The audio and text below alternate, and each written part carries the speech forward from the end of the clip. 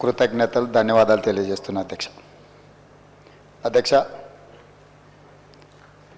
బలహీన వర్గాలకు సంబంధించి ప్రధానంగా ఈ సమాజంలో వాళ్ళకి సంబంధించిన లెక్కలు కానీ వివరాలు కానీ లేకపోవడం వల్ల వాళ్ళ యొక్క వివరాల కోసం ఎన్నో రోజుల నుంచి చర్చ జరుగుతున్న సందర్భంలో ఈ సభలో ఈరోజు సామాజిక ఆర్థిక ఉపాధి విద్య రాజకీయ మరియు కుల సర్వే 2024 నివేదికను ప్రవేశపెట్టడానికి అవకాశం ఇచ్చినందుకు మనస్ఫూర్తిగా మీకు ధన్యవాదాలు. రాష్ట్రంలో సామాజిక ఆర్థిక విద్య ఉపాధి రాజకీయ మరియు కుల సర్వే సమగ్ర ఇంటింటి కుటుంబ సర్వే నిర్వహించాలనే ముఖ్య ఉద్దేశంతో మంత్రిమండలి ఫిబ్రవరి 4, 2024న తీసుకున్న నిర్ణయం ప్రకారం తెలంగాణ శాసనసభ ఫిబ్రవరి 16, 2024న క్రింది విధంగా తీర్మానించింది. వెనుకబడిన తరగతుల, షెడ్యూల్డ్ కులాల, షెడ్యూల్డ్ తెగల మరియు మిగతా బలహీన వర్గాలకు చెందిన ప్రజల అభ్యున్నతి నిమిత్తం వివిధ సామాజిక ఆర్థిక విద్యాపరమైన ఉపాధి రాజకీయ అవకాశాల ప్రణాళికలను రూపొందించి అమలు పరిచేలా తెలంగాణ మంత్రివర్గము 4/2/2024 తేదీన చేసిన సిఫార్సు మేరకు తెలంగాణ రాష్ట్రమంతటా సామాజిక ఆర్థిక విద్యాపరమైన ఉపాధి రాజకీయ కుల సర్వే కులగణన ఒక సమగ్ర ఇంటింటి కుటుంబ సర్వేను చేపట్టాలని సభ ఏకగ్రీవంగా తీర్మానించింది. ప్రభుత్వం జాగ్రత్తగా పరిశీలించిన తర్వాత రాష్ట్రంలోని వెనుకబడిన తరగతులు, షెడ్యూల్డ్ కులాలు, షెడ్యూల్డ్ తరగతుల ప్రజలు, రాష్ట్రంలోని ఇతర బలహీన వర్గాల స్థితిగతులను మెరుగుపరచడానికి వివిధ సామాజిక ఆర్థిక విద్యాపరమైన ఉపాధి రాజకీయ అవకాశాల కోసం ప్రణాళికను రూపొందించి అమలుపరచడం కోసం తెలంగాణ రాష్ట్రమంతటా సామాజిక ఆర్థిక విద్యా ఉపాధి రాజకీయ మరియు కుల సర్వే చేపట్టడం కోసం 10/10/2024 తేదీన GOMS నంబర్ 18ని జారీ చేసింది. అధ్యక్ష, ప్రభుత్వం 19/10/2024 తేదీన 122 క్యాబినెట్ A2/2024 మెమో ద్వారా సామాజిక విద్య ఆర్థిక ఉద్యోగ రాజకీయ మరియు కుల సర్వే నిర్వహణను పర్యవేక్షించేందుకు గౌరవ నీటిపారుదల మరియు CAD ఆహార మరియు పౌర సరఫరాల మంత్రివర్యులు శ్రీ ఎన్ ఉత్తమ్ కుమార్ రెడ్డి గారి అధ్యక్షతన కమిటీ ఏర్పాటు చేసింది. సర్వే నిర్వహించేందుకు ప్రణాళిక శాఖ నోడల్ విభాగంగా నియమించబడింది. సర్వే విధి విధానాలను అవగాహన చేసుకునేందుకు మరియు ఉత్తమ విధానాలను అవగాహన చేసుకునేందుకు ఇతర రాష్ట్రాలైన కర్ణాటక మరియు బీహార్లలో జరిగిన వివిధ సర్వేలను క్షుణ్ణంగా అధ్యయనం చేయడం జరిగింది. అధ్యక్ష, ఈ అధ్యయన ఫలితాలను ప్రస్తుత సిప్సి సర్వే విధాన రూపకల్పనలో అనుసంధానపరచడం జరిగింది. వివిధ ప్రజా సంఘాలు, సామాజికవేత్తలు, మేధావులు, ఇతర స్టేక్ హోల్డర్ల అభిప్రాయాలను పరిగణలోకి తీసుకొని ఈ క్రింది సర్వే షెడ్యూల్ని రూపొందించడం జరిగింది. అధ్యక్ష, A. House listing schedule, B. Survey schedule, C. ఎన్యూమరేటర్లకు మార్గదర్శకాలు, సర్వేలో సేకరించిన సమాచార రకాలు.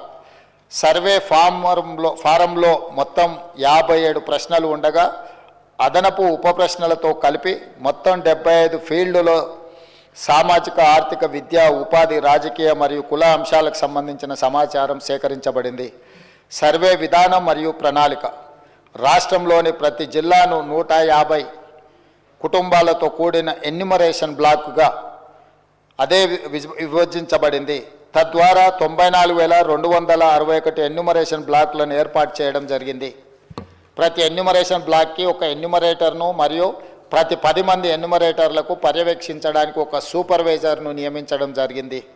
అధ్యక్ష, తద్వారా రాష్ట్ర వ్యాప్తంగా 1,03,889 ఎన్యూమరేటర్లను మరియు సూపర్వైజర్లను నియమించడం జరిగింది.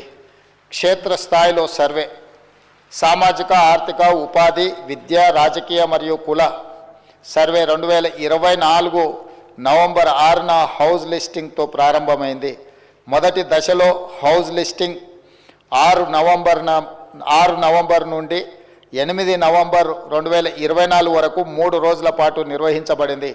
అసలైన సర్వే 9 నవంబర్ 2024 నుండి గౌరవ తెలంగాణ గవర్నర్తో ప్రారంభమైంది. అధ్యక్ష, రాష్ట్రంలో సర్వే 6/11/2024న ప్రారంభమై 25/12/2024న పూర్తయింది. 50 రోజులు సర్వే ముగిసే సమయానికి మొత్తం సర్వే చేసిన కుటుంబాల సంఖ్య గ్రామీణ ప్రాంతాలలో 66,99,602 మరియు నగర ప్రాంతంలో 45,15,532 కాగా మొత్తం సర్వే చేసిన కుటుంబాల సంఖ్య 1,12,15,134. హౌస్ లిస్టింగ్ చేసిన మొత్తం 1,15,71,457 కుటుంబాలకు గాను 1,12,15,134గా ఉంది. ఇది సర్వే కవరేజ్ను 96.9% సూచిస్తుంది.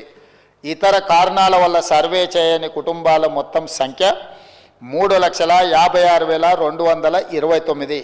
ఎక్కువగా సర్వే చేయని కుటుంబాలు జిహెచ్ఎంసి మరియు ఇతర నగర ప్రాంతాలలో ఉన్నాయి. అదేవిధంగా అధ్యక్ష, రాష్ట్రంలో డేటా ఎంట్రీ 20/11/2024న ప్రారంభమై 25/12/2024న పూర్తి అయింది. డేటా ఎంట్రీ పూర్తి చేయడానికి మొత్తం 36 రోజుల సమయం పట్టింది. 2024 ఫిబ్రవరి 4న మంత్రిమండలి తీసుకున్న నిర్ణయానికి అనుకూలంగా సర్వే అన్ని అంశాల్లో 1 సంవత్సరం లోపు విజయవంతంగా పూర్తి చేయబడింది. అధ్యక్ష, ఫిబ్రవరి 4, 2024 నాడు నిర్ణయం చేసి ఫిబ్రవరి 4, 2025 ఈనాటికి సరిగ్గా సంవత్సరం పూర్తి చేసుకుంటున్న సందర్భంగా ఈ నిర్ణయము నివేదికగా మారి ఈ సభ ముందుకు ఒక ప్రభుత్వ అధికారిక డాక్యుమెంట్గా ఈరోజు సభలో ప్రవేశపెట్టినాం అధ్యక్ష. అదేవిధంగా ఈ క్రింది సర్వే డేటా మరియు ఫలితాలను పూర్తిగా తెలంగాణ నివాసితులు ఎన్యూమరేటర్లుగా స్వచ్ఛందంగా చెప్పిన సమాచారంపై ఆధారపడ్డాయి. ఈ సర్వేలో నమోదైన కుటుంబాల ఆధారంగా రాష్ట్రంలో 3,54,77,554 మందిని సర్వే చేయడం జరిగింది. ఈ మొత్తం సామాజిక వర్గాల వారిగా సంఖ్య ఈ క్రింది విధంగా ఉంది అధ్యక్ష. ఎస్సీలో 61,84,319 మంది ఉండగా ఇది మొత్తంలో 17.43% ఉంది. ఎస్టీలో 37,05,929 మంది ఉండగా ఇది మొత్తంలో 10.45% ఉంది అధ్యక్ష. బీసీ ముస్లిం మైనారిటీ మినహా 1,64,09,179 ఉండగా ఇది మొత్తంలో 46.25% ఉంది అధ్యక్ష. ముస్లిం మైనారిటీలో బీసీలు 35,76,588 ఉండగా ఇది మొత్తంలో 10.08% ఉంది అధ్యక్ష. ముస్లిం మైనారిటీలో ఉన్న బీసీలను కలుపుకుంటే మన రాష్ట్రంలో మొత్తం బీసీలు 56.33% ఉంది అధ్యక్ష. రాష్ట్రంలో ఈరోజు ప్రభుత్వం అమలు చేస్తున్న బీసీ రిజర్వేషన్లు ABCDE ఈ అన్ని గ్రూపులలో 56.33% ఈరోజు బీసీ జనాభా ఉన్నదని చెప్పి నివేదిక మనకు తెలుపుతున్నది అధ్యక్ష. ముస్లిం మైనారిటీలో ఓసీలు 8,80,424 ఉండగా ఇది మొత్తంలో 2.48% ఉంది. ముస్లిం మైనారిటీలో మొత్తం 44,57,012 మంది ఉండగా ఈ మొత్తంలో 12.56% మైనారిటీ జనాభా ఉంది అధ్యక్ష. ఓసీలు 47,21,115 ముస్లిం మైనారిటీలు మినహా ఉండగా ఇది మొత్తంలో 13.31% ఉంది అధ్యక్ష. ఓసీలో ఉన్న ముస్లిం మైనారిటీలను కలుపుకుంటే మొత్తం ఓసీలు 56,01,539 మంది ఉండగా ఇది మొత్తంలో 15.79% ఉంది అధ్యక్ష.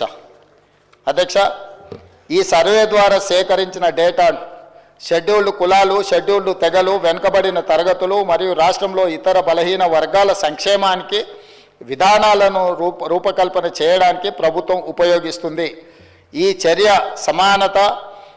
సమానత వృద్ధి పట్ల ప్రభుత్వ నిబద్ధతను మరియు తెలంగాణ ప్రజల భిన్న అవసరాలను తీర్చే పద్ధతిని ప్రతిబింబిస్తుంది. ఇది డేటా ఆధారిత సమగ్రత మరియు పారదర్శకత ప్రాతిపదిక నడిచే పాలనకు నూతన దశ ప్రారంభాన్ని సూచిస్తుంది. అధ్యక్ష తమరికి తెలుసు అధ్యక్ష, ఈ దేశంలో బలహీన వర్గాలు, అది హిందువులకు సంబంధించిన బలహీన వర్గాలు కావచ్చు, ముస్లిం మైనారిటీలలో ఉన్న బలహీన వర్గాలు కావచ్చు,